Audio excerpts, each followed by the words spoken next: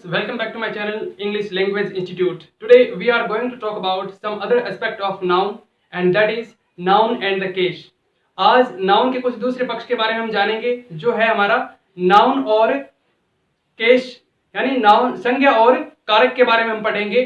पिछली वीडियो में हमने कुछ नाउन के बारे में कुछ पक्षों को जाना था और अगर पिछली वीडियो आपने नहीं देखे हैं तो डिस्क्रिप्शन में मैंने लिख दे रखा, वहां से आप देख सकते हैं। अब हम बात करते हैं नाउन एंड द केस की। सबसे पहले मैं हेडिंग डाल देता हूं, नाउन एंड द केस यानी संज्ञा और कारक। संज्ञा और कारक की बात करेंगे हम आज। संज्ञा और कारक। अब कारक है क्या? केस। केस को पहले हम जानते हैं कि है क्या ये चीज। Case refers to, case refers how nouns and pronouns are used in relation to the other words in a sentence।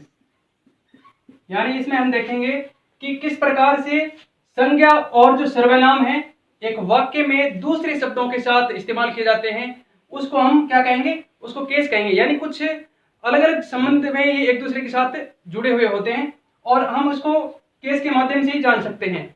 अब सबसे पहले इस केस के हम प्रकार को जानेंगे, यानी कितने प्रकार के होते हैं और किस किस प्रकार से एक वाक्य में ये यूज किए जाएंगे। तो आइए सबसे पहले हम इस केस के प्रकार जानेंगे। केस के हम मुख्य तौर पर 4 प्रकार इसमें मान लेते हैं। पहला है नॉमिनेटिव केस। नॉमिनेटिव केस में जो सब्जेक्ट होता है उसके संदर्भ में आता है। नॉमिनेटिव को हम दूसरा नाम दे सकते हैं सब्जेक्टिव। यानी जब नाउन और प्रोनाउन संज्ञा के रूप में, नाउन और प्रोनाउन जब सब्जेक्ट के रूप में काम में आते हैं तो हम उसको नॉमिनेटिव केस की कैटेगरी में रखते हैं। ये तो हो गया पहला इसका। अब इसका दूसरा हम देखते हैं। दूसरा होता है ऑब्जेक्टिव केस। ऑब्जेक्टिव, ऑब्जेक्ट हम जानते हैं क्या होता है? कर्म होता है। तो ऑब्जेक्टिव ये कर्म से संबंधित होते हैं, ऑब्जेक्ट से संबंधित होते हैं। ऑब्जेक्टिव केस के अंदर हम इसको 2 भागों में डिवाइड करते हैं। आगे एक एक को हम समझेंगे ध्यान से। ऑब्जेक्टिव केस में एक तो होता है डेटिव और दूसरा, इसी ऑब्जेक्टिव का दूसरा होता है एक्यूजेटिव। इन दोनों प्रकारों को हम जानेंगे। अब नेक्स्ट है केस का तीसरा, ये होता है हमारा पजेसिव। पजेसिव केस हो गया और चौथा वोकेटिव केस होता है। Vocative case. तो हमने केस के 4 प्रकार देखे हैं। जब संज्ञा और सर्वनाम यानी नाउन और प्रोनाउन जब सब्जेक्ट के रूप में आएंगे तो ये नॉमिनेटिव केस होगा, ऑब्जेक्ट के रूप में आएंगे तो ऑब्जेक्टिव केस होगा। लेकिन ये भी 2 तरीके से हैं, ये आगे हम बात करेंगे। तीसरा है पजेसिव केस, यानी अधिकार बताने वाला। किसी दूसरी संज्ञा पे जब नाउन और प्रोनाउन अपना हक जमाते हैं तो उसको हम पजेसिव केस कहते हैं, अधिकारवाचक है ये। चौथा है वोकेटिव केस, जब हम संबोधन करते हैं किसी को, यानी किसी व्यक्ति को हम पुकारते हैं, बुलाते हैं, उसका ध्यान आकर्षित करते हैं, तो ये केस हमारा काम में आएगा, वोकेटिव केस होगा। इसका देखते हैं नॉमिनेटिव केस का। ये नॉमिनेटिव केस क्या है?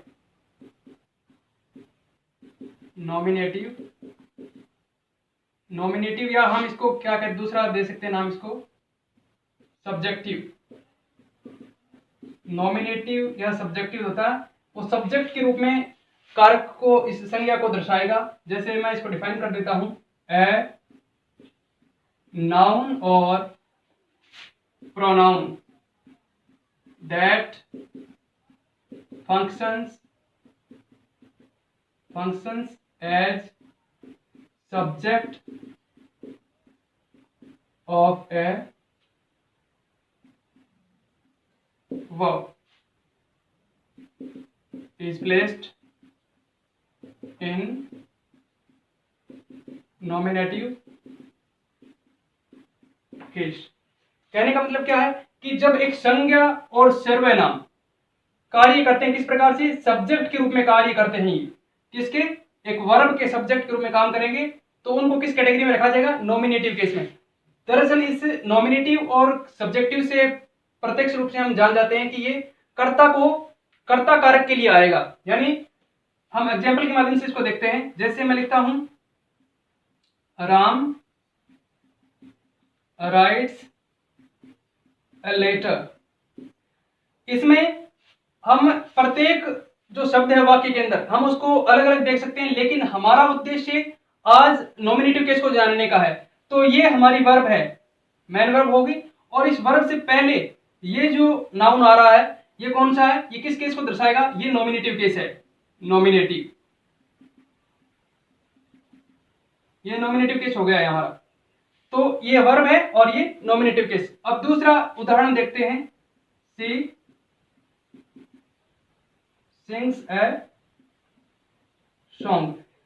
इसमें हमने क्या देखा, इसमें सी एक प्रोनाउन आ रहा है और ये किस केस में आएगा, ये नॉमिनेटिव केस को दर्शाएगा, सब्जेक्ट के रूप में आएगा, वर्ब के सब्जेक्ट के रूप में, तो ये नॉमिनेटिव केस। आगे देखते हैं, दे वेंट टू जयपुर। इसमें हमने देखा वेंट वर्ब है और इसके पहले सब्जेक्ट क्या हो गया, दे। इसको नॉमिनेटिव केस को जानने के लिए जब हम WHO हु से प्रश्न करेंगे, हु को सबसे पहले रख के हम प्रश्न करेंगे, तो हमारा जो आंसर आएगा वो हमारा नॉमिनेटिव केस की कैटेगरी में आएगा। जैसे हु जो है वो किसके बारे में पूछता है, कौन, सब्जेक्ट के बारे में पूछता है। तो अगर हम हु के द्वारा प्रश्न पूछेंगे तो हमारा जो आंसर आएगा वो नॉमिनेटिव केस में होगा। जैसे यहां प्रश्न पूछते हैं हम, इस राम की जगह हम अगर हु को रख देते हैं, हु राइट्स ए लेटर, यानी पत्र कौन लिखता है, तो जब इसका उत्तर जो आएगा, जो आंसर आएगा वो राम होगा, राम राइट्स ए लेटर। तो राम जो है वो किस में होगा, नॉमिनेटिव केस। अब नॉमिनेटिव केस को जानने के लिए हम WHO हु से हम प्रश्न पूछ सकते हैं। दूसरा हम इसका जानेंगे अभी, वो है हमारा ऑब्जेक्टिव केस। ऑब्जेक्टिव केस, ये कर्म कारक हम कह सकते हैं इसको। अ नाउन और pronoun that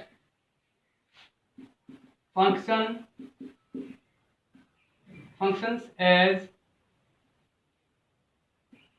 an object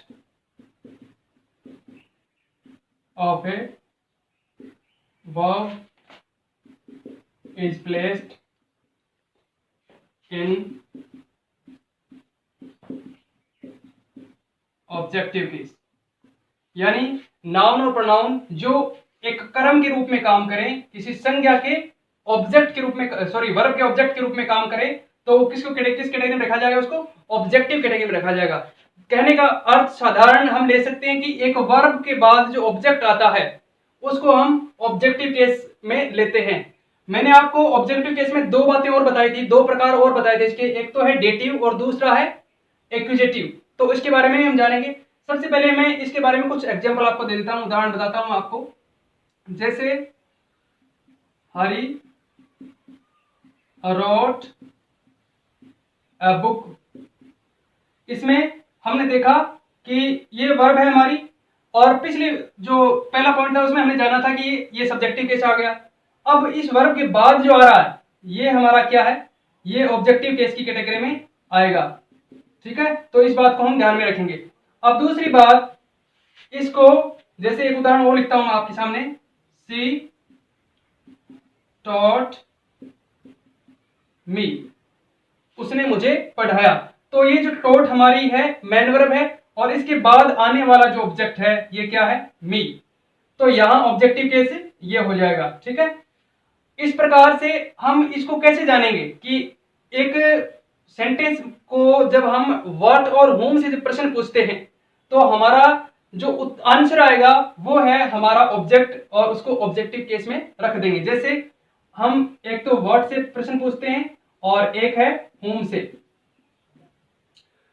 मानो हम वर्ड से पूछेंगे Harry wrote a book, what did Harry write, तो आंसर जो आएगा what did Harry write, Harry wrote a book. तो ये ए बुक जो आंसर है वो किस कैटेगरी में जाएगा, ऑब्जेक्टिव कैटेगरी में जाएगा। दूसरा दूसरा हम होम लागू करते हैं यहाँ पे, होम डिड सी टीच, उसने किसको पढ़ाया, तो हो जाएगा सी टोट मी, अब आंसर के रूप में क्या आ रहा है, मी, तो यहां ये किस कैटेगरी में चला जाएगा, ऑब्जेक्टिव केस में।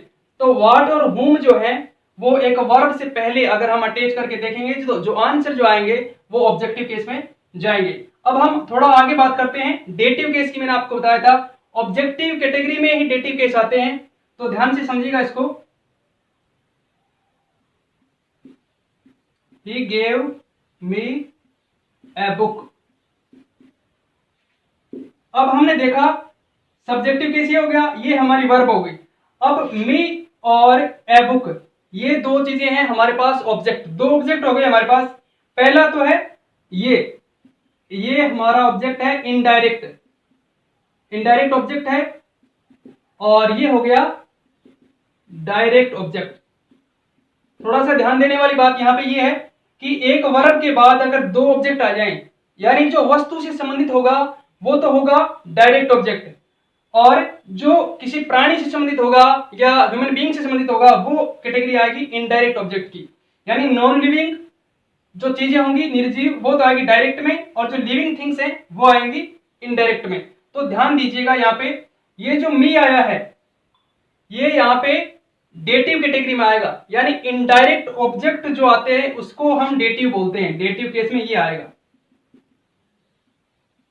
ये है डेटिव। ठीक है, तो डेटिव हमने जान लिया। अब आगे हम जानते हैं एक्यूजेटिव का। एक्यूजेटिव का मैं उदाहरण यहां बताता हूं आपको, my book is on the table. अब ध्यान दीजिएगा आप, इसमें वर्ब कौन सी है, वर्ब हमने देखी ये सब्जेक्ट के रूप में काम आ गया, माई बुक इज यहाँ पे वर्ब है, इज एक्चुअली यहाँ पे मेन वर्ब का काम कर रही है। तो माई बुक इज मेरी पुस्तक है, इसका कोई पूरा सेंस नहीं बन रहा है, पूरा अर्थ नहीं निकल रहा है। इसके बाद में आ रहा है प्रीपोजिशन, तो ये जो द टेबल है ये टेबल जो है ये इस इज का ऑब्जेक्ट नहीं है, ये मैन वर्ब का ऑब्जेक्ट नहीं है, बल्कि इस प्रीपोजिशन का ऑब्जेक्ट है। प्रीपोजिशन का जो ऑब्जेक्ट होता है उसको ही हम एक्यूजेटिव केस में रखते हैं। तो यहां पे जो टेबल आया है ये इस डायरेक्ट मैन वर्ब का ऑब्जेक्ट नहीं होगा, किसका है, प्रीपोजिशन का। तो एक सेंटेंस में जब प्रीपोजिशन का कोई ऑब्जेक्ट होता है उसको हम एक्यूजेटिव कैटेगरी में रखते हैं। जानते हैं इसका तीसरा possessive case.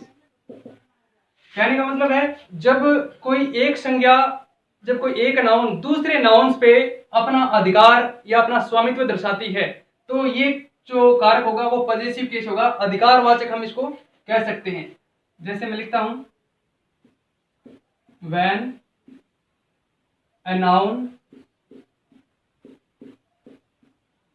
shows its possession or ownership on other nouns, कि जब एक संज्ञा दूसरी संज्ञाओं पर क्या करती है, पोजीशन और ओनरशिप को दर्शाती है, यानी अपना अधिकार दर्शाती है, स्वामित्व को दर्शाती है, तो क्या कौन सा केस होता है, पजेसिव केस होता है। हम जनरली अंग्रेजी में देखते हैं अपोस्ट्रोफ एस, केवल अपोस्ट्रोफी, जैसे इस प्रकार से ऊपर एक चिन्ह मिलता है आपको, अपोस्ट्रोफी बोलते हैं इसको, अपोस्ट्रोफी बोलते हैं इसको। और एक होता है ऑफ, इनका हिंदी में हम जानेंगे का, के या की को दर्शाएंगे ही। तो का के की जो आएंगे तो इसमें क्या होगा, अपोस्ट्रोफ, यानी ये पजेसिव केस को व्यक्त कर देगा। जैसे मैं आपके सामने लिखता हूं राम्स बुक, राम्स बुक हमने यहां देखा है अपोस्ट्रोफ एस लगा दिया यहां पे, तो राम्स बुक राम की पुस्तक, यहां अपोस्ट्रोफ जो एस लगा है इससे का के की का संबंध बनता है, राम्स बुक। दूसरा जैसे जैसे मैं आपके सामने लिख रहा हूं बॉयज हॉस्टल, इसमें हमने देखा कि यहां पे अपोस्ट्रोफ एस नहीं मिलेगा आपको, यानी जब विशिंग साउंड जो पहले लास्ट में आती है, यानी एस का जो साउंड लास्ट में आ जाता है, तो उसको हम केवल अपोस्ट्रोफ के माध्यम से दर्शा देंगे, यहाँ का के की, यानी लड़कों का हॉस्टल हो जाएगा ये। हमें एक एस और लगाने, यानी इस प्रकार से लिखने की जरूरत नहीं, ये गलत हो जाएगा, फिर इस प्रकार से ये लिखने की आवश्यकता नहीं है, ये हमारा गलत है जबकि ये सही है। तो हमने एक बात तो ये जान ली, अपोस्ट्रोफ एस वाली यहां जान ली, और अपोस्ट्रोफी केवल अपोस्ट्रोफी यहां जान ली, यानी जिसके अंत में जो बहुवचन पहले से बना हुआ हो, विशिंग साउंड जिसके आ रही है अंत में, तो यहाँ पे हम केवल अपोस्ट्रोफी लगा देंगे। आगे देखते हैं हम ऑफ, इसको हम ऐसे भी लिख सकते हैं, देखिए जैसे द बुक ऑफ राम, इस प्रकार से the hostel of the boys, इस प्रकार से लिख सकते हैं। लेकिन ध्यान रहे जो नॉन लिविंग थिंग होती है, यानी जो निर्जीव चीजें जो होती हैं, उनके साथ हम इन दोनों का यूज नहीं करेंगे, बल्कि ऑफ का यूज करेंगे। जैसे बुक्स कवर, पुस्तक का जो कवर है, तो यहां ये हमारा गलत हो जाएगा, क्योंकि जो बुक है ये नॉन लिविंग थिंग है, निर्जीव चीज है। इसको व्यक्त करने के लिए हम इसको ऐसे लिखेंगे, the cover of the book, तो ये हमारा सही तरीका होगा। इसमें ये ध्यान रखने वाली बात है, नॉन लिविंग थिंग के साथ अपोस्ट्रोफी एस या अपोस्ट्रोफी नहीं लगाएंगे, बल्कि इनके साथ ऑफ यूज करेंगे। हालांकि इनके साथ जो है वो यूज कर सकते हैं, अपोस्ट्रोफी भी, अपोस्ट्रोफी एस भी, और ऑफ का भी यूज कर सकते हैं। इसका है वोकेटिव केस। चौथा हम जानेंगे वोकेटिव केस। वोकेटिव केस को वैसे हम जानते हैं संबोधन करता है, ये किसी को संबोधन कारक की कैटेगरी में इसको रख सकते हैं। वोकेटिव यानी जब हम, जैसे एक क्लास में जब एक टीचर प्रवेश करता है तो बच्चे खड़े हो जाते हैं, और जब वो बैठने के लिए कहता है कि सिट डाउन बॉयज, और लास्ट में जो शब्द बॉयज जोड़ा गया है ना, ये एक वोकेटिव कैटेगरी होता है। पहले थोड़ा जान लेते हैं इसको। व्हेन ए नाउन और pronoun is used to call or to get the attention of a person or persons, यानी जब किसी एक व्यक्ति या ज्यादा व्यक्तियों को या तो बुलाया जाता है, बुलाने के संबंध में, संबोधन देने के संबंध में, या उनका ध्यान आकर्षित करने के लिए जब हम किसी कारक का यूज करते हैं, तो वो वोकेटिव कैटेगरी में आता है। जैसे उदाहरण के तौर पे हम देखेंगे, मैं लिखता हूं मुकेश कम हियर, तो ये जो कम हियर, यहां आओ, ये तो हो गया, लेकिन उसको पहले संबोधित किया गया किस नाम से? मुकेश। राम श्याम कुछ भी हो सकता है, जैसे ज्यादा है तो जैसे क्लास की हम बात करें तो स्टूडेंट्स, तो इस प्रकार से हम, अच्छा इस शब्द को, इस पूरे वाक्य को ऐसे भी लिख सकते हैं, कम हियर मुकेश, ठीक है। इस प्रकार से हमने देखा ये एक अलग ही दर्शा रहा है, हमें एक नाम दे रहा है, एक संबोधन दे रहा है उनको। दूसरा सिट डाउन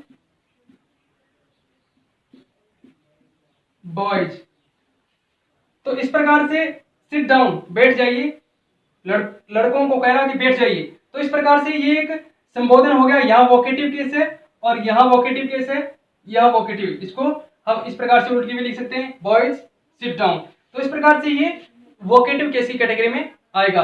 अगले, आज तक हमने इसमें कुछ प्रकार पढ़े, हमने इसके नाउन एंड द केस के हमने प्रकार पढ़ लिए। अब हम आगे कुछ एक्सरसाइज और करेंगे नाउन से संबंधित, जो भी मैंने आपको जो पार्ट्स करवाए हैं उनके एक्सरसाइज भी जानेंगे। कुछ नाउन एंड द केस के संबंध में और बातें हम करेंगे, कुछ एक बातें विशेष हैं जो बच गई हैं, अगले वीडियो लेक्चर में हम उनकी बात करेंगे। आज का ये वीडियो लेक्चर आपको कैसा लगा? अगर पसंद आया हो तो लाइक और शेयर जरूर कीजिए ताकि हमें मोटिवेशन मिलता रहे। सब्सक्राइब करें चैनल को और बेल आइकन को प्रेस करें ताकि आपको नए अपडेट मिलते रहें। Thank you.